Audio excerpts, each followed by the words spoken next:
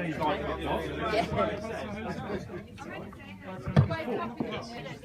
sir. Good afternoon, everybody. Good afternoon. Thank you for all joining us here today.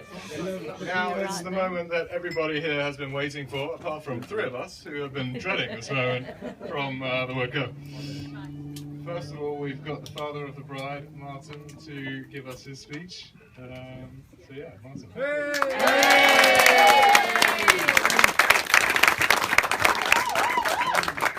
Thank you very much. Okay, so welcome everyone. For those of you who don't know me, after that, I am Martin, Rebecca's dad, and it's up to me to make the opening speech. But don't worry, because thank you. I'm just a warm-up act for Stuart and Ben, who I know are desperate to get on. 2 rules to remember, boys. Get it on. Is it on? Oh, sorry. 2 rules. A, B, C. Always be confident. But more importantly, X, Y, Z. Examine your zip. The last talk I gave was hard enough. I was the guest speaker at the annual dinner of the Gay and Lesbian Society at the Odd Fellows Halls in Colchester. So I'm absolutely delighted to see so many familiar faces. Today is, of course, a celebration not just of the love that has united Rebecca and Stuart in marriage, but also of the families that have created, moulded and influenced the lives of these 2 special people. Heather and David, you have done a great job in raising a fine, upstanding son. Thank you. And Stuart. On behalf of Sue, Heather, David and myself, we would like to welcome the relatives and friends of both families and thank you all for joining us in celebrating this very special day. It's good to see so many friends and family here today. Sue and I knew right from the outset that Stuart and Rebecca were well suited. They look out for each other, cooperate well, compromise when necessary, and don't ever seem to complain. And that is the sign of a winning team, which might seem an unusual concept for Stuart, because as we all know, he is an Aston Villa. I was told not to mention the FA Cup.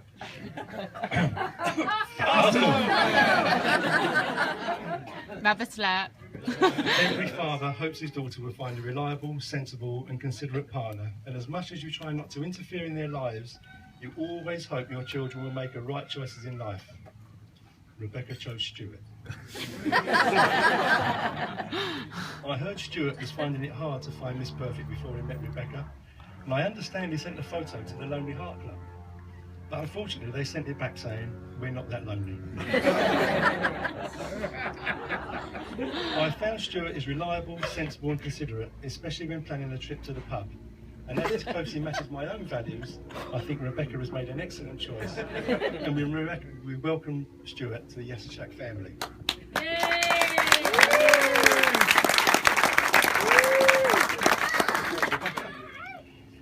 Sorry. You are the daughter every parent dreams of. You came into the world on the 40th of November 1989, and I remember shortly after the birth, the midwife said to me, "She looks just like you, Mr. Yasachak." Then she realised our mistake and turned Rebecca around the right way. When preparing for the speech, I looked through some old photographs of the children for inspiration. One in particular stood out. It was a picture of our little girl on a rug, drooling and reaching out towards the camera lens, desperately trying to stand on those wobbly little legs. It's the only photo we have of Rebecca's hen night, so it's quite special.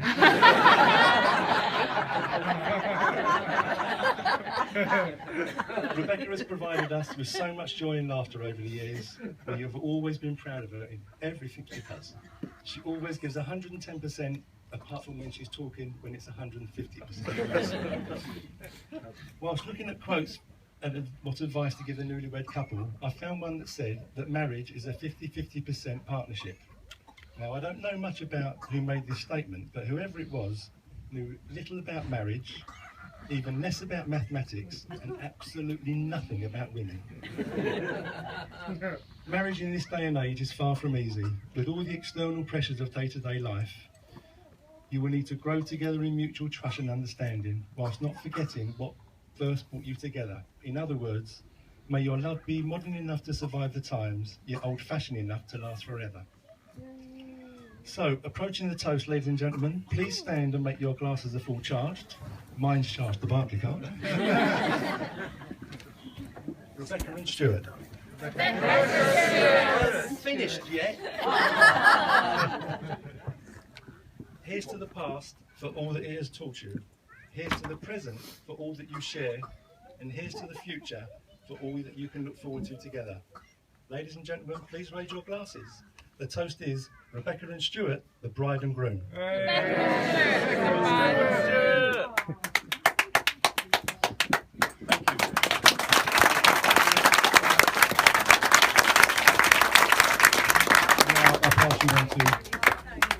Ben.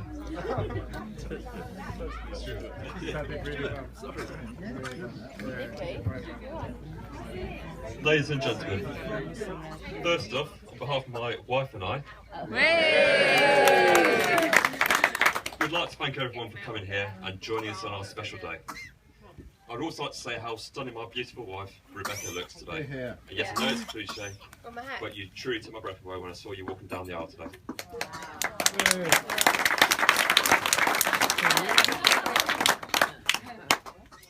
Martin, I'd like to take this moment and thank you for your kind, sincere words, even if you have just mentioned this year's FA Cup result next season. I'm sure everyone here today will agree that you and Sue have raised a beautiful daughter, Rebecca, who is kind, caring and considerate. I'd like to say thank you to you both for supporting Rebecca and I through our relationship and making me feel like one of the family from the first moment Rebecca and I met 6 years ago. Thank you.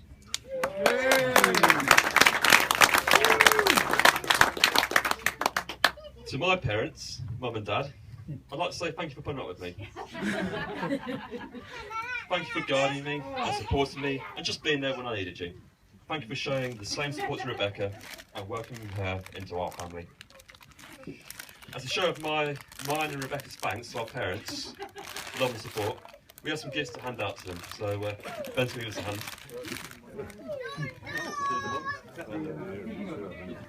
Still hungry? Still hungry?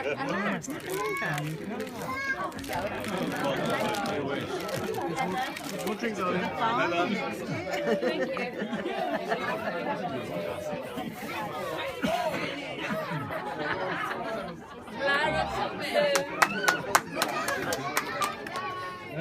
Bring on the villa.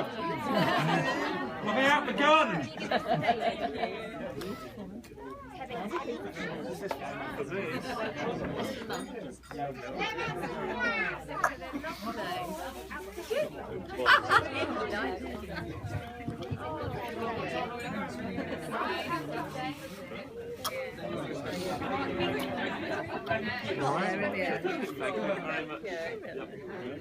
Yep, very good. Get a bit crazy with the old Very nice. Yeah, is that enough? Gently. Rebecca and I would also like to thank our bridesmaids, Nikki, Natalie and Zoe. Go over there, yeah?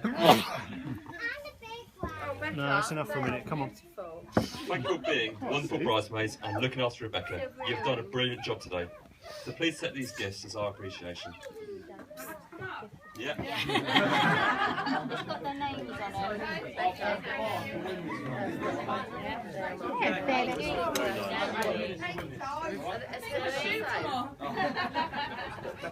It's got the space to be cold.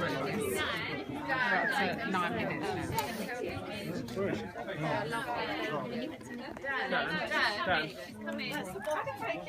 now. Paul. What? What's that, darling? What are you doing? What's up, honey? What are you eating? Ladies and gentlemen, can you please raise your glasses and drink a toast to Nikki, Natalie and Zoe, the bridesmaids. A what? A balloon? This is her one.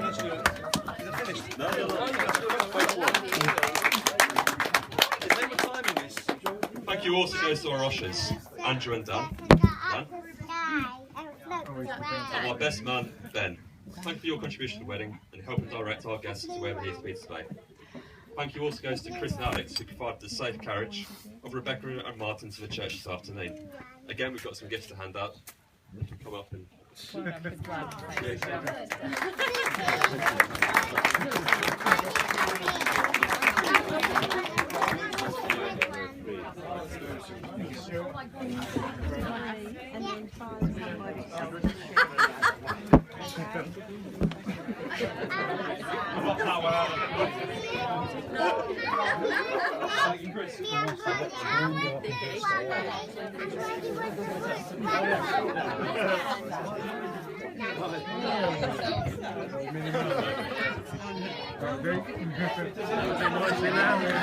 Rebecca and I would also like to thank Debbie, Stuart and the Bachelor's Arms for helping us plan the special day. I'm sure everyone will agree that the venue looks lovely and the service has been brilliant. Debbie, we've already given us some flowers, so we should accept those. So, moving on. Before I pass on to my best man, I'd like to take this time and say thank you to Rebecca, who it's fair to say has done the lion's share of the wedding planning over last year, with the occasional input from me. I need to choose the colour scheme, much to Martin's dismay. The planning of the wedding has been Rebecca's second occupation since we got engaged, and I think she has done a great job.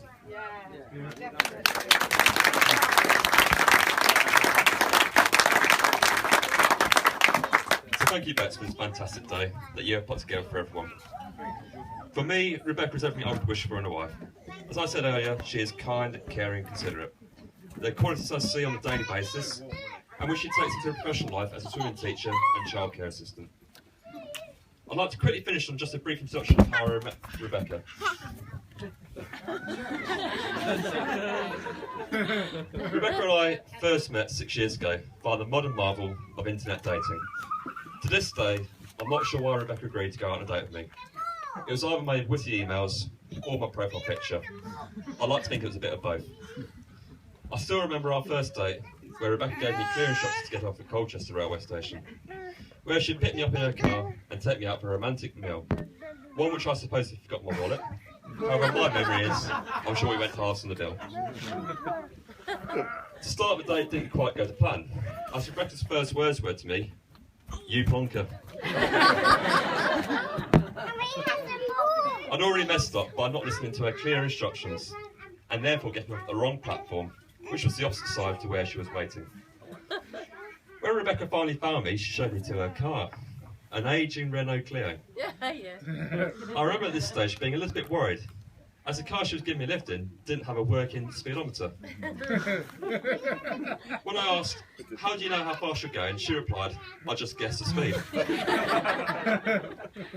On this, I made sure my seatbelt was securely fastened. However, I further winced when I saw that Renault didn't install a passenger airbag on this model. Well, I'm glad to say we got to the restaurant safely, had a lovely meal, and the rest is history. Rebecca and I went on a few more dates, including trips to Colchester Zoo and the City of London, before we officially became boyfriend and girlfriend. Since then, Rebecca has always been by my side, and was even prepared to leave this lovely village of Mount Muirs to relocate to Norfolk with me.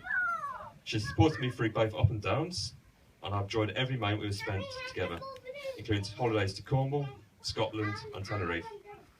And one of the main highlights has to be when we bought our first house together 4 years ago. I truly feel lucky to have found my soulmate. Rebecca, thank you for agreeing to marry me and for making me the happiest man on earth today. Yay!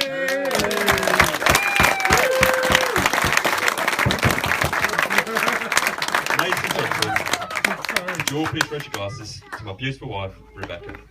Rebecca. And Stuart. Good speech, Stuart. Yeah, it's cracking speech. Not bad.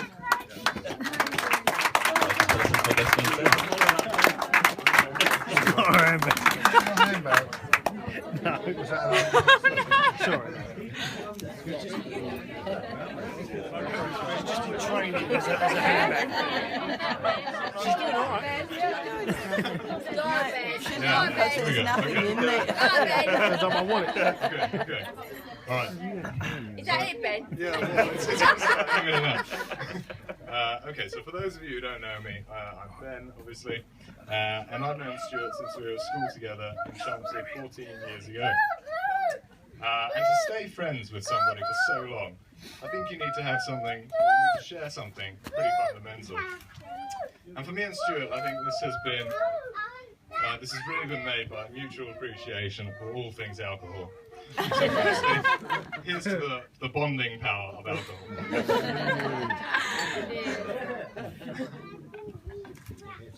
But I'm really lucky to call Stuart a friend, and hugely honoured to have been chosen as his best man today.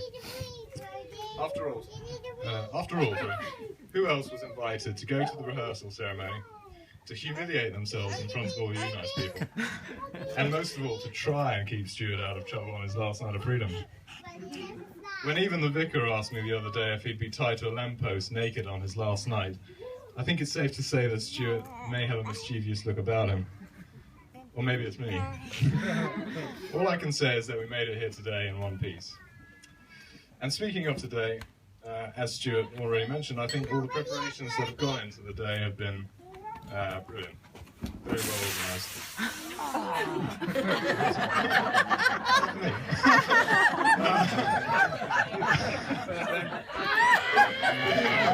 Nicely timed.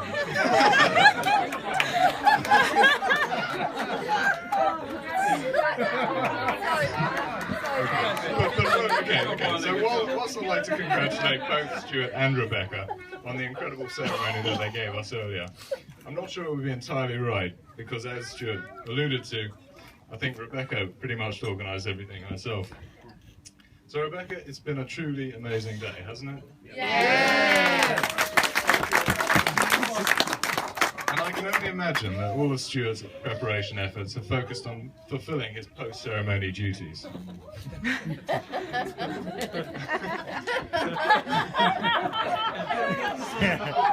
I'd also like to congratulate the parents of the bride, Martin and Sue,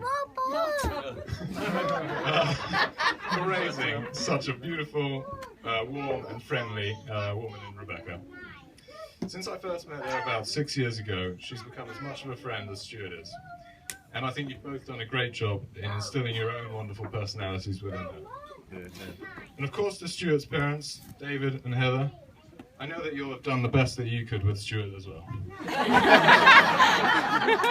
Maybe I should have checked the seating plan before that.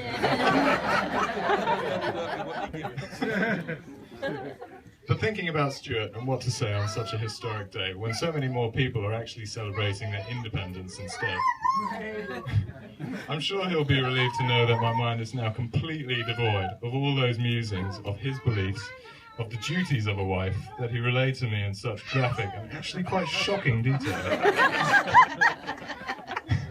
Unfortunately, I've also completely forgotten to bring the projector and all those photos, all those incriminating photos that I've done well to make backups of over the years. So instead, I've thought about a few of the mentionable qualities that must have swung the vote for Rebecca to end up saying yes and making this lifelong decision and commitment to Stuart. For instance, maybe it was the fact that Stuart likes to experiment, as he was all too keen to show us on his stag do to Berlin. He insisted on wearing a revealing nurse's outfit, despite all of our best attempts to persuade him that Germans aren't what he seemed to have grown up thinking. Now, my memory is a bit hazy, but I'm sure he had at least 1 or 2 offers of a drink or a currywurst from some of the local guys. So I guess he must have been doing something right.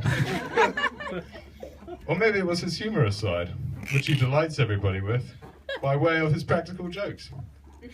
If you've never been persuaded by Stuart to check if everything's okay in the loft, while he grins and tries to close the hatch on you, then maybe you've still got it to come. Then again, maybe it's the fact that Stuart has such great taste. He has chosen me as a friend after all. No, it was probably his thoughtfulness, which he never ceases to show by how much he loves Tommy the cat over and above everybody else. Knowing your place is obviously important in the Clarke household. Whatever it was, there's no denying that Stuart is a great friend, and I've no doubt that he'll make a loving, caring, and faithful husband to Rebecca. And Stuart, in Rebecca, you found an amazing, beautiful, and adoring woman who I hope you have the good sense to cherish for the rest of your life. I can only hope that one day I find someone even half as amazing as Rebecca. I'd be sure to do everything I could to follow in the good steps of my friend Stuart in loving and caring for her. Basically what I'm trying to say is that I'm single, I have my own place, and I'm staying at the Holiday Inn, room 169.